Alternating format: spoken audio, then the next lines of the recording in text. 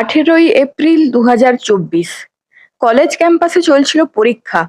আর পরীক্ষা শেষে মেয়েটি পরীক্ষার হল থেকে বেরিয়ে তার মাকে ফোন করে, যে কিনা কলেজের গেটের বাইরে অপেক্ষা করছিল তার মেয়েকে বাড়ি নিয়ে যাবে বলে। কিন্তু সেই অপেক্ষারত মা বুঝে উঠতেই পারেননি যে তার মেয়ে গেট পর্যন্ত সেই দিন বেঁচে ফিরতে পারবে না। আমরা কথা বলছি নেহা হিরমঠের ব্যাপারে। নেহা হিরমঠ যে কর্ণাটকের হুবালির বাসিন্দা। নেহার বাবা নিরঞ্জন হিরমঠ এবং মা গীতা হিরমঠ। নাও নেহার বাবা কংগ্রেস কাউন্সিলর। গত 18 এপ্রিল সে তার কলেজ যায় পরীক্ষা দিতে। পরীক্ষার আগের 2 মাস সে ভুগছিল টাইফয়েডে, তাই তার খুব একটা ভালো প্রিপারেশন না থাকলেও যেহেতু এক্সাম ফেল করলে তার ব্যাকলগ হয়ে যাবে কলেজে, তাই সে পরীক্ষা দিতে যেতে বাধ্য হয়। তবে নেহার বাড়ি থেকে ঠিক হয়েছিল যে নেহার মা পরীক্ষা শেষে নিজে গিয়ে বাড়ি ফিরিয়ে নিয়ে আসবে। আর ঠিক সেই মতোই পরীক্ষা শেষ হওয়ার ঠিক আগেই নেহার মা পৌঁছে যায় কলেজের মেন গেটের বাইরে। সে তার মেয়ের জন্য অপেক্ষা করছিল, কিন্তু মাঝপথেই ঘটে যায় এমন এক ঘটনা যা নেহার জীবন সেদিনই শেষ করে দেয়। এক্সাম হল থেকে বেরিয়ে কলেজের মেন গেটে নেহা তার মায়ের দিকেই যাচ্ছিল। ঠিক সেই সময় মাঝ রাস্তায় তার সামনে এসে দাঁড়ায় এক যুবক, যার নাম ফায়াজ। ফায়াজকে দেখে নেহা রীতিমতো ভয় পেয়ে যায়, আর সব থেকে বেশি ভয় পায় তার হাতে থাকা চাকুটা দেখে। নেহা এক পা দুপা করে পিছনে থাকে এবং পালানোর চেষ্টা করে, কিন্তু ফায়াজের কাছে সে পেরে ওঠে না। ফায়াজ নেহাকে সেখানেই ধরে বারবার চাকুর আঘাতে তার প্রাণ নিয়ে নেয়। এতবার চাকুর আঘাত করে যে নেহা ওই আঘাতের 58 সেকেন্ডের মধ্যেই মারা যায়। নেহাকে মেরে ফেলার ঘটনাটা যত সহজে আর তাড়াতাড়ি আপনারা শুনে ফেললেন, ঘটনাটা ঘটেও ছিল ঠিক ততটাই তাড়াতাড়ি। কলেজ ক্যাম্পাসে কারোর সাহস হয়নি নেহাকে বাঁচানোর। ফায়াজের হাতের চাকু দেখে সবাই ভয় পাচ্ছিল নেহাকে বাঁচাতে গেলে ফায়াজ যদি তাদের ওপরেও হামলা করে। নেহা লুটিয়ে পড়ার পর ফায়াজ যখন পালানোর চেষ্টা করছিল, তখন তার পেছনে কিছুজন ছুটে গিয়ে তাকে ধরে ফেলে। একদিকে কলেজের গেটের বাইরে অপেক্ষারত নেহার মা, আরেকদিকে ক্যাম্পাসের ভেতরে নেহার লুটিয়ে পড়া দেহের পাশে জমা হওয়া ভিড়। Now coming to Fayaz. কে এই ফায়াজ? কেনই বা সে নেহাকে মারতে গেল? ফায়াজের স্টোরি জানতে গেলে দুদিক থেকে দু ধরনের তথ্য উঠে আসছে। ফায়াজের ফ্যামিলির তরফ থেকে যেটা ক্লেম করা হচ্ছে, ঠিক তার অপোজিটটা ক্লেম করা হচ্ছে নেহার ফ্যামিলির তরফ থেকে। 23 বছর বয়সী ফায়াজের ফাদার বাবা সাহেব সুবানি অ্যান্ড মম মুমতাজ, তারা দুজনেই পেশায় টিচার্স ছিলেন। তাদের সেপারেশনের পর ফায়াজ মেনলি তার মায়ের সাথেই থাকতো। অ্যান্ড ফায়াজ ছোটবেলা থেকেই একজন খুবই মেধাবী স্টুডেন্ট ছিল। ফায়াজের মায়ের কাছ থেকে জানা গেছে ফায়াজ পড়াশুনোতে খুবই ভালো স্টুডেন্ট ছিল, কিন্তু ইদানিং কালে তার পড়াশোনার অবস্থা খুবই খারাপ ছিল। ইভেন সে কলেজ ড্রপ আউটও করে।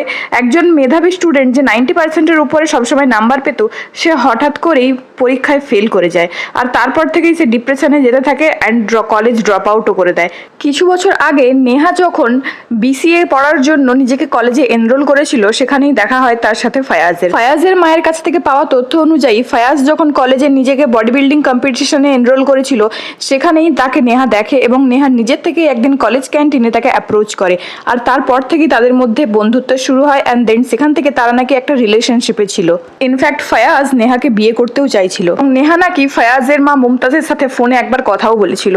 মেবি নেহা যখন ফার্দার স্টাডির জন্য এমসিএ কোর্সে নিজেকে এনরোল করে, তখনই তাদের মধ্যে ডিস্টেন্স এবং ঝামেলা শুরু হয়। বাট নেহার ফ্যামিলির তরফ থেকে এখানে সম্পূর্ণ উল্টো তথ্য উঠে এসেছে। নেহার বাবার কথা অনুযায়ী ফায়াজ তার মেয়েকে বিগত বহু মাস ধরে বিরক্ত করছিল, আর সেই কারণে নেহার ফ্যামিলির তরফ থেকে ফায়াজের বাবাকে ফোন করে সেটা জানানোও হয়, যাতে ফায়াজ ইন ফিউচারে নেহাকে কখনো বিরক্ত না করে। নেহার ফ্যামিলি থেকে ফোন পাওয়ার পর ফায়াজের বাবা ফায়াজকে ডেকে এটা স্পষ্ট করে বুঝিয়ে দেয় যে নেহাকে বিয়ে করার চিন্তা ভাবনা তার একেবারেই ভুল। তা সত্ত্বেও বারংবার ফায়াজ নেহাকে অ্যাপ্রোচ করতে থাকে, বাট নেহা তাকে ততবারই রিজেক্ট করে। নেহার কাছ থেকে এই বারবার রিজেকশন পাওয়ার পরে ফায়াজ 18 এপ্রিল তার মাকে এটা বলে বেরোয় যে সে জব খুঁজতে যাচ্ছে। আর এরপরে যা ঘটনা সে তো সবারই জানা।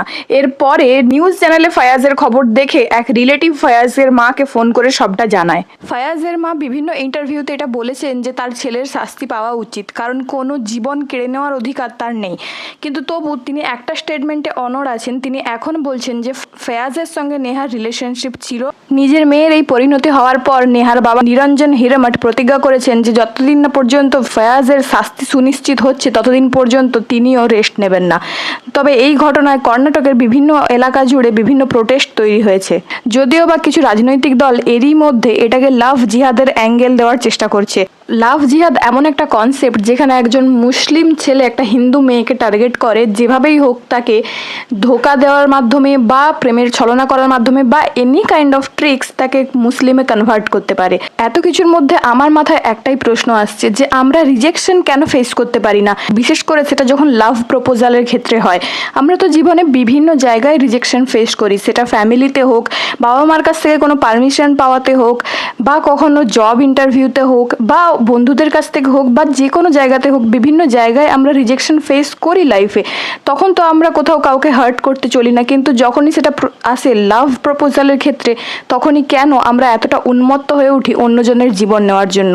কেনই বা বুঝতে পারি না যে প্রত্যেকটা মানুষের স্বাধীনতা আছে যে সে কাকে পছন্দ করবে আর কার সাথে থাকবে। প্রশ্ন এখানে অনেকগুলোই উঠছে, সত্যিই কি তারা এখনো রিলেশনশিপে ছিল, নাকি সত্যি নেহার পরিবারের ক্লেমটাই সত্য যে একমাত্র ফায়াজই নেহাকে স্টক করছিল বারবার আর বারবার বিরক্ত করছিল, নাকি ফায়াজের মায়ের ক্লেমটা সত্যি যে নেহাই প্রথম ফায়াজকে অ্যাপ্রোচ করেছিল? সত্যিটা যাই হোক না কেন, কারোর প্রাণ নিয়ে নেওয়াটা কখনোই জাস্টিফাইড নয়। আরও একটা কথা হলো, কেউ যদি কাউকে সত্যিকারের ভালোবেসেই থাকে তাহলে তার জীবন কোনোদিন সে কেড়ে নিতে পারে না, তাকে আঘাত করতে পারে না। এটা ভালোবাসা নয়, এটা কাউকে পাওয়ার অবসেশন বলে। আমার এই ভিডিওটা রেকর্ড করা পর্যন্ত যেটা নিউজ দেখলাম সেটা হলো ফায়াজ এখন জুডিশিয়াল কাস্টাডিতে আছে। আশা করা যাচ্ছে তার এই ঘৃণ্য ক্রাইমের জন্য তার যথেষ্টই শাস্তি হবে। Let me know your thoughts on this topic. আজকের মতো এতটাই। আজকের কেস আমাদের ছিল নেহা হেরমাটের ব্যাপারে। আবার আসবো খুব শীঘ্রই নতুন একটা ভিডিও নিয়ে। ততক্ষণ পর্যন্ত ভিডিওটি ভালো লেগে থাকলে আপনারা একটা লাইক করে দিন আর চ্যানেলটিকে সাবস্ক্রাইব করতে একেবারেই ভুলবেন না।